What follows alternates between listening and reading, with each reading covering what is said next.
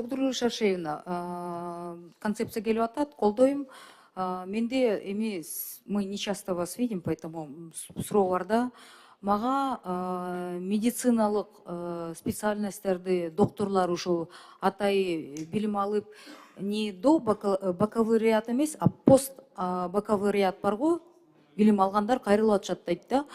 Эмнеге эл аралык дүйнө жүзүндө атай мындай признанный экзамендер бар экенин сиз аны менден жакшыраак билесиздер. Ошол ассоциациялардын экзамендерине бакалавриаттарды кабыл алышат дейт. Но наши дипломы, именно где узкая специализация идет постбакалавриат, не признаются на международном уровне. И это мне уже дипломированные, узкоспециализированные докторлар айтып атат да.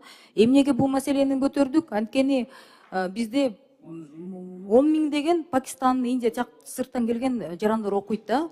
Ошолор да арасында кайрылып айтып атышат да. Бишкекте бул bizler үчүн бизнес болуп калган, Кыргызстан үчүн. Эми биз ошондо аргасыз келип окуп атабыз дейт. Ну, там көп себептер бар экен дейт. А бирок узкая специализация алгандан кийин дүйнө жүзүндө орустардын постбакалавриат признается, казактардыкы признается дейт, а именно кыргыздардыкы не признается. И вот вопрос в чем?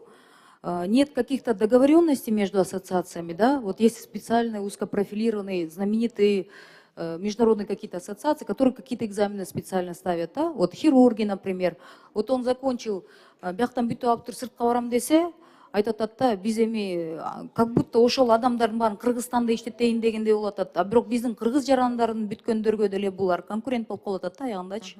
А сырттан иштелик десек, бизге жумуш ала албайбыз, анткени биз атайын экзамендерди дополнительно тапшырыш керекпиз дейт да. А Орус Федерациясы менен постбакалавриат деңгээлинде казактар ошондой келишимдерге кол түзүп алып туруп, аларга кирет жеңилирээк дейт да. А эмнеге именно Кыргызстанда кандай жок деп сурап атышат? Бул боюнча сиздер билесиздер, сиздерге чоң рахмат. Буга чейин жогорку окуу жайлардын билим берүү сапатын жакшыртуу боюнча 5 автономия алган окуу жайларды жана жалпы окуу жайлардын билим сапатын көзөмөлдөө боюнча кредиттик макулдашуу болгон. Ошонун алкагында катуу каралат сапат. Экинчиден, мына ушул күндөрү атайын приказ менен баардык Кыргыз Республикасындагы медициналык билим берүү компоненти боюнча окуу жайлардын баары катуу текшерилип, алардын сапаттары да аныкталып жатат жана эгерде мыйзамга туура келбеген учурларда керек болсо лицензиясын тартып алуу маселеси дагы көтөрүлүп атат.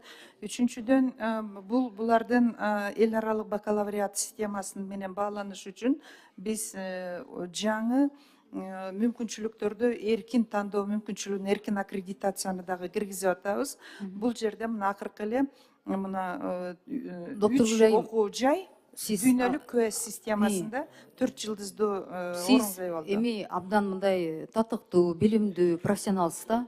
Ошол эл аралык деңгээлде иштеген адамсыз да. Ошо мен сиздерден суранат элем да. Ушул постбакалавриатты көзөмөлгө алып туруп, есть какие-то американские международные ассоциации, есть британские ассоциации, европейские есть. Ошолор менен ушул деңгээлде келишим түзүп бергилечи. Сүйлөштүк. Биздин жарандарды, мыкты специалисттерди медсестра катары иштетип коюшат экен да. Эми рыба ищет, миграцияны биз токтото албайбыз, кетип атышат. Анан там очень высокие зарплаты дейт. А почему я ушунчалык окуп алып туруп, узкий специалист болгондон кийин барсам мен медсестранын дегелине ак калып калып атам дейт. Ушуну биздин министрлер буга чейин көңүл бурбаптыр дейт. Бул бир жагы, экинчи жагы 10 миң деп биз Индия, Пакистан жарандарын окутуп алып туруп, получается это диплом, просто мы кто-то делает бизнес, вы байкап атасыздар, сапаты жок, аягында булардын баары деген сыртка чыкпай Кыргызстанда калып калабы? Зачем? Биздин ички өзүбүздүн жарандарыбызга конкурент болуп калып атышат, сөзүн ачыгы. Жок, алар студенттик вуза виза алгандан алар автоматтык түрдө кетүүгө милдеттүү. Милдеттүү. Ал бир күндө кармалбайт. Анда бирок биздин ушул эмелерибиз, дипломдор сапаттуу деп мындай дүйнө жүзүндө биздин да реклама кылсын да, жакшы раз это чоң акча келип атса. Биз бул боюнча атайын расмий мамлекеттик натыйжалуу саясат болот. Чындыгында сиз туура айтасыз, $3000 Кыргызстанда билим алганда бул өтө эле мындай аздык болот. Медициналык клиника жана сапаттуу билим алууга, мисалы үчүн жеке менчик сапат мектептерде $5000 чейин алышат. Ошон үчүн бул жерде билим берүү боюнча көзөмөл кыласызбы? Көзөмөлдү иштеп жатабыз азыр. Биринчи акыркы кечиресиз. 2021 мен өкмөттө иштеп жүргөндө бул маселени көтөрдүм элем. Азыркыга чейин мугалимдер айтып атат да, райондук, областтык деңгээлде жетекчилер өзүнүн мындай всякий пригласительныйлерди мажбурлатып алдырат экен. Именно ваше учреждение, вашем жакта. Анан деген губернаторлордун орун басарлары региондордо дейт.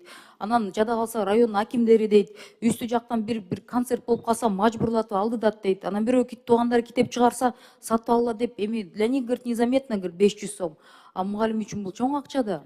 Ошону токтоткулачы, Абдан пожалуйста. туура, бир нече жолу жергиликтүү өзүн өзү башкаруу органдарынын жетекчилигине бул катты жолдогонбуз. Азыр мисалы үчүн бирдиктүү, туруктуу вертикалдык саясат жүргүзүү боюнча райондук билим берүү бөлүмдөрүн өзүбүзгө алалы деген сунуштарды бердик. Законго өзгөртөлү. Анткени себеби районалордун өздөрү тажап жүрөт. Анткени жергиликтүү Это неофициальные поборы и взятки. Надо Билебиз, аны прекращать. ошол боюнча күрөшөбүз. Рахмат. Рахмат.